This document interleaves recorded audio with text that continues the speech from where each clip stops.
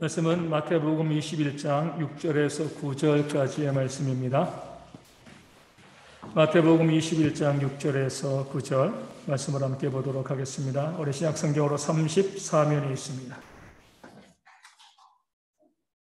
마태복음 21장 6절에서 9절까지의 말씀을 제가 읽어드리겠습니다. 제자들이 가서 예수께서 명하신 대로 하여 나귀와 나귀 새끼를 끌고 와서 자기들의 겉옷을 그 위에 얹음에 예수께서 그 위에 타시니 무리의 대다수는 그들의 겉옷을 길에 펴고 다른 이들은 나뭇가지를 베어 길에 펴고 앞에서 가고 뒤에서 따르는 무리가 소리 높여 이르되 호산나 다윗의 자손이여 찬송하리로다 주의 이름으로 오시는 이여 가장 높은 곳에서 호산나 하더라. 아멘.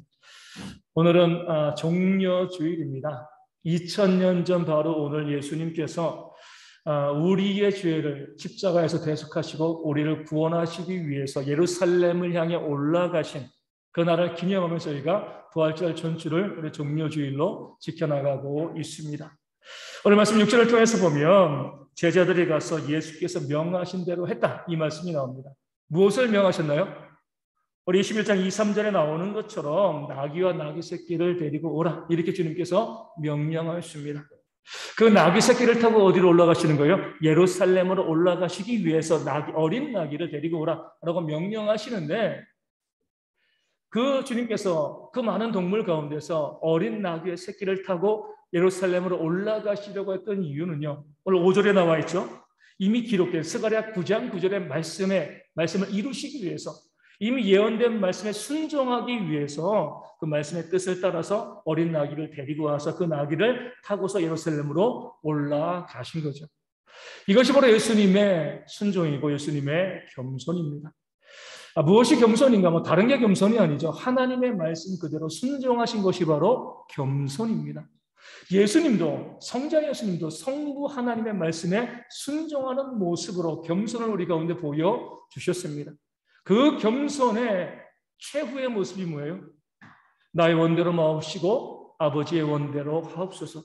겟세마네에서 기도하시고요. 십자가를 주신 거죠. 십자가에 죽기까지 복종하신 겁니다. 모든 삶에서 주님께서 말씀을 하시고 그 말씀에 순종하는 모습이 있으셨기 때문에 죽기까지 복종하심으로 우리 가운데 구원과 영생의 놀라운 선물을 주셨습니다. 중요한 것은요. 주님께서 제자들에게 어린 나귀의 새끼를 데려오라라고 명령하셨다는 거예요. 예루살렘으로 올라갈 그 십자가와 고난의 길을 올라갈 준비를 스스로 하신 겁니다. 말씀에 의지하여서. 이렇게 말씀하시는 분들이 있어요. 예수님은 실패자다. 뭔가 일을 이루려고 하다가 그 제자들에게 배신당하고 사람들에게 잡혀서 어쩔 수 없이 십자가를 주신 것이다. 형벌받은 거 아니냐. 십자가 받으려고 하지 않았는데 실패자였기 때문에 사람에게 붙잡혀서 십자가 지신 거야. 이렇게 이야기하는 분들이 있습니다. 성경은 그렇지 아니하죠. 예루살렘으로 올라가실 때도요. 주님께서 결정하시고 올라가신 겁니다. 마태복음 16장에 보면 주님께서 고난받으실 것과 예루살렘에서 죽을 것을 처음에 예언하실 때 베드로가 그 길을 막습니다. 왜 굳이 그 길로 가십니까? 왜 고난받고 왜 죽으러 가십니까? 그리하지 마옵소서. 근데 주님께서는요. 그런 베드로의 만류를 물리치시고요. 예루살렘으로 그 십자가의 죽음으로 걸어가신 거죠. 얼마든지 하나님의 아들로서 십자가 안 지시면 됩니다. 그러니까 예루살렘으로 올라가지 않으면은요 고난받을 이유도 없고요. 십자가 지실 이유도 없는 거죠. 그 모든 것을 다 아심에도 스스로의 힘으로 또 의지로 명령에 순종하시는 그런 마음을 가지고 자발적으로 순종하면서 예루살렘을 향해 올라간 모습이 오늘 본문 가운데 나와 있는 겁니다. 그것을 위해서 새끼 나귀를 준비시키신 거죠. 예수님께서 예루살렘으로 올라가실 때에 많은 무리들이 올라가시는 그 길에서 예수님을 영접했습니다. 어떻게 영접했어요? 자기들의 겉옷을 길에 깔았습니다. 예수님께서 나귀를 타고 가시는데 그 나귀가 지나갈 수 있도록 예수님이 지나갈 수 있도록 겉옷을 깔고요. 나뭇가지를 베어서 흔들고 그 아래 깔았습니다. 어떤 나무가지였습니까? 이 종려나무죠. 그렇죠? 이 종려나무는요. 다 불에 타고 남아도 비가 오면 싹이 돋는다고요. 그만큼 생명력이 강하다고 합니다. 그렇기 때문에 생명을 상징하고요. 부활을 상징하고 또 승리를 상징합니다. 당시에 왕들이 전쟁에서 승리하고 돌아온 백성들의 종려가지를 흔들었으면 승리했다는 거죠. 그 싸움에서 이겼다는 겁니다. 그런 의미로 백성들은 예수님께서 올라가시는 길에 겉옷을 깔고요. 또 종려나무 가지를 깔았습니다. 요즘 말로 말하면 뭘 깐 거예요? 레드카펫을 깐 거죠. 그렇죠? 주님께서 오실 길을 영접하고 예비하는 그런 모습을 보여주고 있습니다. 개선장군처럼 예수님을 영접한 겁니다. 그리고 주님께서 지나가실 때 백성들이 뭐라고 외쳤습니까? 호산나 외쳤습니다. 호산나가 무슨 뜻이죠? 구하옵나니 이제 구원해 주시옵소서. 기도합니다. 구합니다. 이제 우리를 구원해 주세요. 이런 외침을 백성들이 주님께서 올라가시는 내내 계속 호산나 호산나 외쳤습니다. 주님께서는 뭐 때문에 예루살렘에 올라가시는 거예요? 우리를 구원하기 위해서 고난받으시고 십자가에서 죽으심을 통해서 우리의 죄를 대속하시고요. 우리를 구원하기 위해서 예루살렘으로 올라가고 백성들은요. 호산나 우리를 구원해 주세요 외쳤습니다. 어떻게 보면 딱 짝이 맞아 떨어지는 것처럼 보이죠. 내가 구원을 위해서 이 길로 올라가는데 백성들이 호산나 외치고 있어. 구하옵나니 이제 구원하옵소서. 무엇인가 잘 맞아 떨어지는구나. 백성들이 내가 왜 이 길로 올라가는지 알고 나에게 그 구원을 요청하고 외치고 있구나. 이런 마음을 가지시고 주님께서 그런 백성의 모습을 보시고요. 마음이 흡족하게 생각하셨을까요? 그렇지 않습니다. 주님께서 예루살렘으로 올라가실 때에 백성들이 호산나 외치는 모습을 보고 주님께서는요. 오히려 마음이 아프고요. 또 마음이 슬프셨을 거예요. 왜냐하면 주님께서 이루고자 하시는 구원과 백성들이 원하는 구원이 단어는 같은데 뜻이 다르기 때문에 그렇습니다. 예수님께서 2000년 전에 예루살렘으로 올라가신 이 종려주일 그 200년 전 기원전 164년에 또 똑같은 일들이요 예루살렘에서 벌어졌습니다. 그 당시 유다는 이 시리아의 지배를 받고 있었습니다. 그러니까 시리아의 지배를 받고 있을 때 유다의 독립운동가인 유다 마카비가 시리아와 싸워가지고요 예루살렘을 탈환했습니다. BC 164년 예루살렘을 탈환하고 마카비가 예루살렘으로 올라가는데 백성들이요 종려가지를 흔들고 호산나 외쳤습니다. 그러니까 종려주일이 처음이 아니에요. 그 이전에 200년 전에 유다 마카비가 독립전쟁에서 승리하고 올라갔을 때 그 사람들은 마카비에게 호산나 외치고요 종려가지를 흔들었습니다. 왜 호산나 외친 거예요? 시리아의 모든 군대를 다 몰아내고 그 시리아의 압제에서 우리를 구원해 달라는 거죠. 그러니까 시리아의 압제 가운데 있으니까 얼마나 핍박하고 힘들었겠어요. 그 세금도 다 면해 주시고 잘 먹고 잘 살도록 성공하도록 우리 인생이 좀 펼 수 있도록 우리의 삶을 좀 구원해 달라고 200년 전에 정려주일 200년 전에 백성들이 마카비에게 호산나 외쳤습니다. 그런데 주님께 외치는 외침도 똑같은 거죠. 주님께서는 앞서 말씀드린 것처럼 우리를 구원하기 위해서 고난받으시고요. 십자가에 달려 죽기 위해서 지금 예루살렘으로 올라가고 계십니다.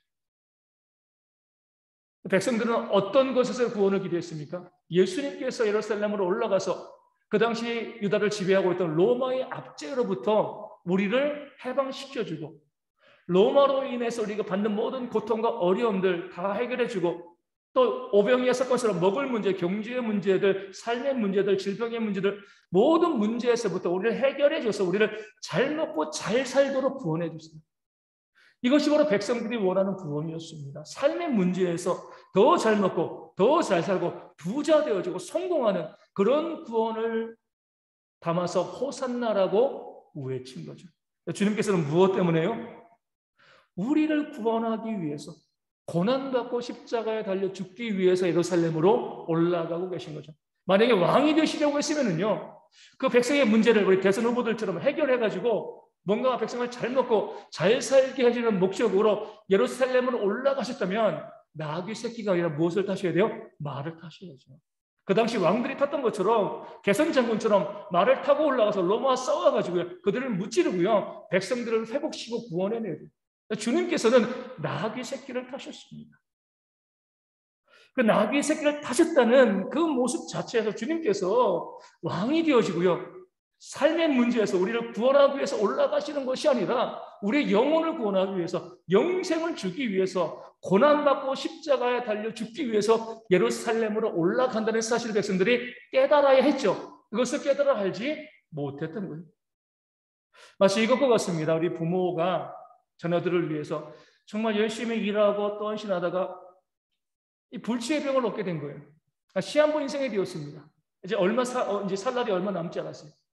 그런데 그 자녀들이 부모에게 와가지고 반찬 투정하고요, 용돈 달라고 하고 사업자금 내달라고 하고 막 부모를 괴롭히고 이거 해달라 저거 해달라 그렇게 이야기하면 부모의 마음이 어떻겠습니까? 야, 내가 너희를 위해서 이렇게 헌신하다가 이 죽을 병에 걸렸는데 아직도 나에게 이거 해달라 저거 해달라 반찬이 맛있니 맛없니 뭐 용돈이 적니 이렇게 이야기하면 부모의 마음이 아플 수밖에 없죠. 지금 예수님이 그 앞에 비슷합니다. 우리를 구원하기 위해서, 나를 구원하기 위해서 고난받고 죽으려고 올라가는데 이거 해주세요, 저거 해주세요, 살려주세요. 민원 계속 제기하고 있는 겁니다. 그런 백성들의 모습을 바라보고 우리 주님의 마음이 기쁘실 리가 없는 거죠. 영의 구원을 위해서 올라가는데 삶의 구원만을 구하고 있는 그런 백성들이었기 때문에 그렇습니다.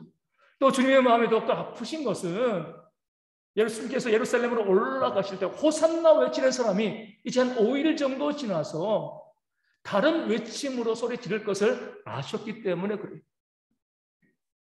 호산나 그렇게 소리 높여서 주님을 환영했던 인물들이, 그 사람들이요 5일 뒤에 금요일 날 무엇이라고 빌라도의 재판장에서 외쳤습니까? 이렇게 외쳤습니다. 십자가에 못 박혀야 하겠나이다.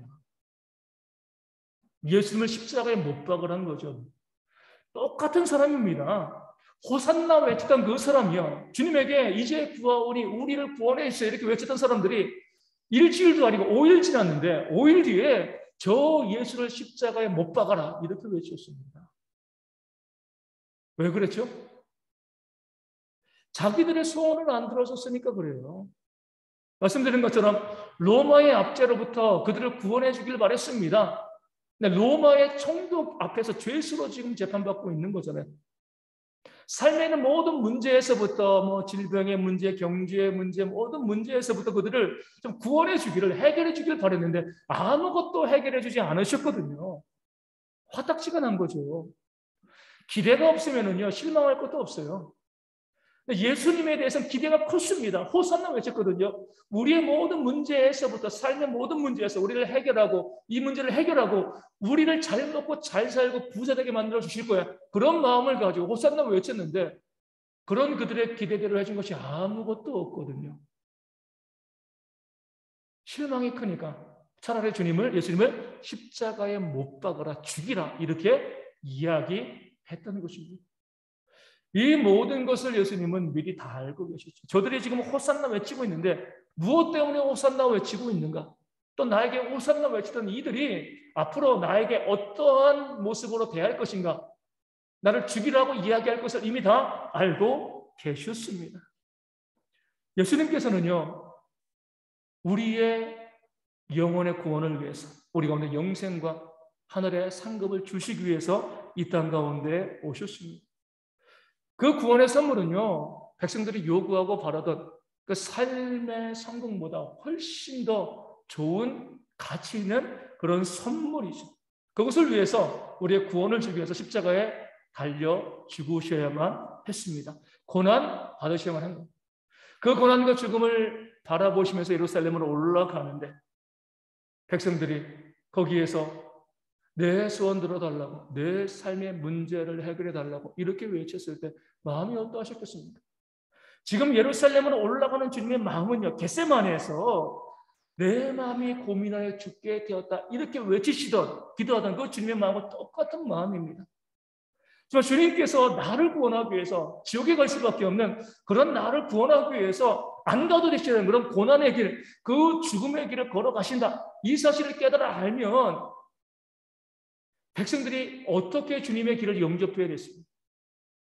나를 위해 고난받고 십자가에 달려 죽으실 그 주님이 걸어가실 때 정말 저라고 하면은요, 제 가슴을 치면서 제 겉옷과 종려가지를 꺾어서 그 길을 까는 것이 아니라 내 눈물로 그 길을 적셔야 되는 거죠. 나 때문에 내가 지옥에 갈 수밖에 없는데 그런 나를 구원하기 위해서 주님께서 이제 예루살렘으로 고난받기 위해서 죽으러 가시는 건 너무나 미안하잖아요. 너무나 감사하잖아요. 그 주님의 예루살렘으로 올라가시는 그 목적을 안다라고 하면요, 호산나 외칠 것이 아니에요. 가슴을 쥐어뜯으면서 주님께 내 죄를 자복하고 회개하고 또 그렇게 나를 구원하신 은혜에 감사하고 감격하는 그런 모습이 있어야지 이게 진짜 종려주일입니다. 그러니까 주님께서 올라와 계실 그 고난과 십자가를 준비하고 예배는 그런 모습인 거죠. 근데 그런 주님의 마음을 조금도 헤아리지 않고요. 앞서 말씀드린 것처럼 이제 죽으러 가시는데 나 먹을 거 달라고, 나 잘 살게 해달라고, 나 부자 되게 해달라고 이렇게 백성들이 떼쓰고 아우성쳤으니 예루살렘으로 올라가신 우리 주님의 마음이 얼마나 무겁고요. 그 발걸음이 또한 얼마나 무거우셨겠습니까? 더 안타까운 것은요. 2000년 전의 그 안타까운 모습들이 오늘 이 시대에 그대로 뭐예요? 반복되고 있다는 겁니다. 오늘 정려주일이고 내일부터 고난주간입니다. 금요일은 주님께서 십자가에 달려 돌아가신 성금요일, 그리고 다음 주에 부활절이죠. 주님께서 나를 위해서 나에게 구원과 영생을 주시기 위해서 고난받으신 그 모습을 우리가 묵상하고 바라보면 우리가 주님께 내가 주님을 위해서 어떤 삶을 살 것인가, 어떤 삶을 살아야 될 것인가 이렇게 주님께 내 삶을 드려야 되는데 여전히 우리는 호산나 외치고 있지 않습니다. 정려주일인데도 고난주간인데도 여전히 내 삶의 문제만을 바라보는 거죠. 하나님 이거 해주셔야 돼요. 저거 해주셔야 돼요. 월급도 올라야 되고 사업도 잘 돼야 되고 질병에서도 나음받아야 되고 또 내 자녀들도 또 좋은 일이 있어야 되고 우리 온통 구하고 기도하고 바라는 것들이 그저 내 삶에서 다고 이거 주시고 저거 주시고 내 삶의 모든 문제에서 나를 해결해 달라고 이렇게 외치고 있으면요 2000년 전에 우리의 구원을 위해서 예루살렘 올라가시는 그 주님을 바라보면서 호산나 외쳤던 그런 사람들과 우리가 다를 바가 없는 거죠. 더 무서운 건 뭐예요? 그렇게 우리가 주님께 이거 해달라 저거 해달라 우리의 신구 구원의 은혜를 묵상하지 않고요 이것저것 요청하고 요구하는 그런 삶을 살아가면 결국에는요 주님을 십자가에 못 박는 그런 삶을 살아가게 되어진다는 겁니다. 성경이 보여주고 있는 거죠. 그런 분들이 의외로 많이 있습니다. 하나님께 나오면 만사형통할 줄 알고 모든 게 다 잘 될 줄 알았는데 또 교회 나오는데 어려움도 있고 문제가 있고 내가 기도했는데 그 기도에 대해서도 응답해 주지 않으니까 이런 신은 내가 안 믿어. 하나님 우리의 종으로 바라보는 거죠. 내가 요청하고 내가 바라고 기도하는 것은 어쩔 수 없이 다 들어주셔야만 되는 그런 하나님을 우리는 원하고 있습니다. 내가 섬기는 신으로서 나를 구원하실 자로서 나에게 가장 좋은 것을 주시는 분이 아니라 내 명령에 순종하고요. 내 명령을 따르는 그런 하나님으로만 바라보고 있기 때문에 내 뜻대로 이루어지지 않으면요. 하나님이고 뭐가 없는 거죠. 십자가에 못 박혀야 합니다. 못 박아야 됩니다. 그렇게 하나님을 부정하고요. 믿음을 버리는 그런 모습들이 이 시대 또 우리 가운데 있는 것이죠. 예수님께서는 그러한 모습을 향해서 내 삶의 문제, 내 삶의 성공, 잘 먹고 잘 사는 것 이것만을 추구하고 목적하는 그런 사람들을 향해서 마태복음 16장에서 사단아 내 뒤로 물러가라 말씀하셨습니다. 고난받으시고 십자가에 달려 죽으셔야 되는데 베드로가 막았잖아요. 주여 그리마옵소서 이 일이 주님께 미치지 아니하리이다. 왜요? 주님께서 고난당하시고 십자가 주시면 자기는 어떻게 되냐는 거죠. 왕 되셔야죠. 왕 되시면 내가 권력자로서 어떤 장관으로서 총리로서 한 자리 차지하면서 영화와 부귀를 누릴 건데 주님께서 고난당하고 죽으면 그런 나의 꿈은 어떻게 됩니까? 안 됩니다. 내 꿈이 중요한 거예요. 이게 바로 사단의 시험인 거죠. 주님께서 말씀하십니다. 내가 하나님의 일을 생각하지 아니하고 도리어 사람의 일을 생각하는 거다. 이 말씀을 잘 보셔야 돼요. 사람의 일을 생각하는 것 자체가 나쁘다고 말씀하신 거 아닙니다. 저도 그러지만은요, 아프면 기도해야지 하나님 병 낫게 해달라고 삶에 문제가 있으면은요, 도우심을 구하는 거잖아요. 그 자체를 하나님께서 나쁘다고 말씀하시는 것이 아니에요. 하나님의 일을 생각하지 아니하고 하나님의 뜻을 생각하지 않고요. 내게 주신 구원과 그 은혜, 영생은 전혀 생각하지도 않고 그저 내 삶의 문제만 바라보는 거 이것이 바로 사단의 시험에 빠진 겁니다.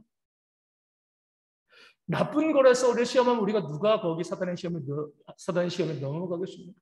당연히 성경에서도 우리가 하나님께 구하라고 말씀하셨잖아요. 삶의 모든 문제에 대해서 하나님께 부르짖으라고 말씀하셨습니다. 그 자체가 잘못된 거 아니라니까요.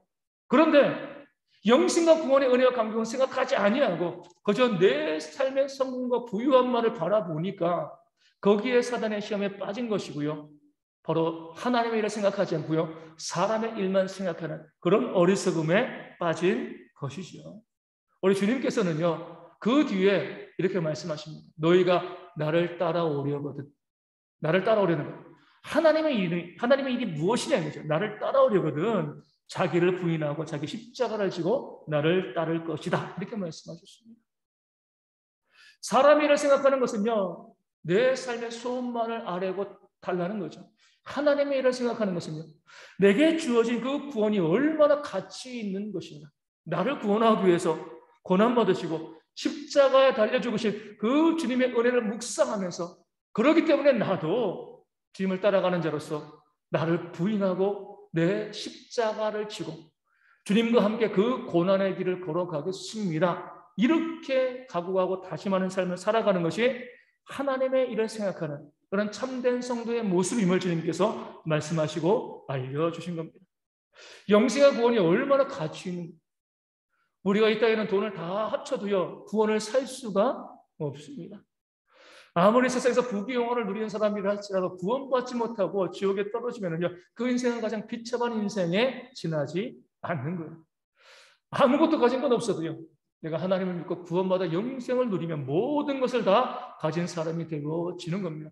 그런 영생의 구원을 나에게 주시기 위해서 주님께서 기꺼이 2000년 전에 고난받으시고 십자가에 달려 죽으신 거죠.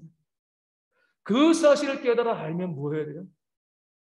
내가 주님을 위해서 어떻게 살아가야 될 것인가? 그러니까 주님과 함께 고난받는 삶, 이 가시밭길을 걸어가는 그런 삶을 살아가는 것이 지극히 당연한 우리의 삶이 되어야 할 줄로 믿습니다. 얼마 전에 우리 미국에서 60대 우리 한국 여성이 길을 지나가다가 이 강도 만났잖아요. 누가 도와줬습니까? 그 가게, 이 지나가던 길 앞에 있던 피자 가게 그 두 부자가, 아버지와 아들이 자기들도 칼에 몇 번씩 찔리면서 그 한인 여인을 살려줬습니다. 구원해 준 거죠. 그러니까 어떻게 했어요? 그 여자분 너무나 감사하잖아요. 그러니까 자기 생명을 살려줬으니까 가서 고맙다고 인사하고, 또 많은 사람들이 그렇게 많이 또 후원하고, 아직도 병원에 있으니까 치료비도 되고 그렇게 살리는 그런 모습이 있었습니다. 근데 만약에 그 한인 여성이 그러지 않았습니다. 근데 만약에요, 내가 그렇게 남이 나를 구원하기 위해서 목숨 아까워하지 않고 자기 몸 다치면서 나를 도와줬는데 가서 뭔가 당신 그렇게 많이 후원받았으니까 나 때문에 후원받은 거니까 그 중에 일부를 나를 달라 이렇게 이야기하면요, 염치가 없는 거죠. 그렇죠? 마치 물에 빠진 사람 건져냈더니 보따리 달라고 하는 것과 마찬가지입니다. 나의 목숨을 위해서요, 나를 살리기 위해서 목숨 걸었으면 내 자산을 그에게 주는 건 아깝지 않은 겁니다. 그를 위해서 희생하고 헌신하는 것이 아깝지 않은 거죠. 세상에서도 그러잖아요. 근데 우리 가운데 영생을 주셨다면, 나를 구원하기 위해서 우리 주님께서 고난받으시고요, 십자가에 달려 죽으셨다라고 하면 그 주님께서 원하시는 대로 나를 부인하고요, 내 십자가를 지고 가는 그런 고난의 삶을 살아가는 것이 우리 믿는 성도들에게는요, 지극히 마땅한 모습이 되어야 할 줄로 믿습니다. 내가 구원받았다는 것, 내게 영생이 있다는 것은요, 적어도 이 세상에서는요, 손해보는 삶, 힘든 삶, 또 어려운 삶, 고난받는 삶이 나에게 닥칠 때, 나에게 다가올 때 거부하지 않는다는 거예요. 그 길을 내가 기꺼이 걸어가겠습니다. 내 십자가 지고 가겠습니다. 이런 고백이 있어야지 우리가 정말 구원받은 그런 성도의 모습이 되어질 줄로 믿습니다. 그런 마음을 가지시고 우리가요, 이 고난 주간에 내가 어떻게 해야지 고난받을 것인가, 내가 어떻게 해야지 잘 먹고 잘 살 건가, 이것이 아니라 주님께서 나를 위해서 고난받으셨는데 나는 무엇으로 이 고난의 길에 동참할 수 있을까? 그 그리스도의 고난에 동참할 수 있을까? 그것을 묵상하며 바라보고, 좀 힘들고 또 어렵게 고난의 길에 동참하는 그런 모습이 우리 가운데 있어야지 진짜 고난 주간이 되어지는 겁니다. 그럴 때에 정말 놀라운 건 이거예요. 내 스스로 나를 죽이는 그 삶을 살 때 어때요? 우리 가운데 살아남의 역사가 나타난다는 거죠. 주님께서 나를 따라오려거든 이 말씀을 하시고 난 다음에 또 이 말씀을 주셨습니다. 제 목숨을 구원하고자 하면 잃을 것이요, 나를 위하여 제 목숨을 잃으면 찾으리라. 흔히 말하는 것처럼 살고자 하면 죽고요, 죽고자 하면 산다는 거죠. 내가 구원의 은혜를 아는 자로서 편한 길, 성공하는 길, 잘 먹고 잘 사는 그 길이 있음에도 불구하고요, 내가 주님을 위해서 기꺼이 고난받겠습니다. 내가 주님을 위해서 십자가 지고 이 길을 걸어가겠습니다. 그런 마음을 가지고요. 주님을 위해서 고난받기를 두려워하지 않는 그런 삶의 성도들이 살아가면 하나님이 어떻게 하시겠습니까?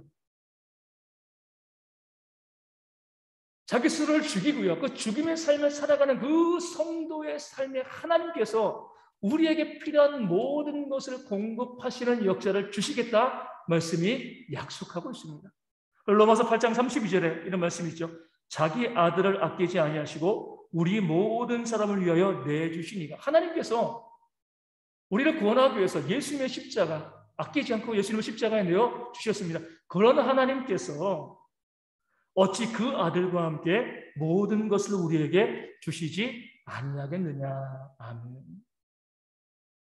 우리를 위해서 예수님을 십자가에 달려 죽게 하시기까지 우리를 사랑하시고 우리를 구원하신 그 하나님께서 그렇게 우리를 사랑하시는 분이 우리 가운데 우리 삶의 필요를 왜 채우시지 아니하겠느냐 약속하신 것이죠. 하나님 우리 아버지시잖아요.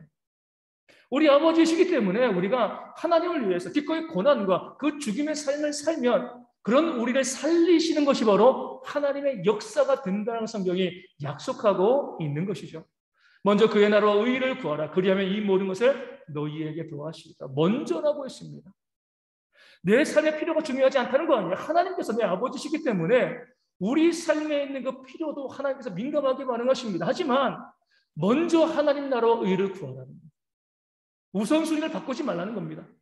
내 삶에 있는 필요를 먼저 채우는 것, 살림을 구하면 죽임의 삶을 죽을 수밖에 없게 되는 거죠. 하지만 나를 부인하고요, 내 십자가를 지는 그런 죽임의 삶을 우리가 추구하면 하나님께서 우리를 살리시는 그 살림의 역사를 경험하게 되어질 줄로 믿습니다. 내 삶의 모든 필요를 채우는 것은 이제 내가 할 수 있는 일이 아니에요. 누가 하시는 거죠?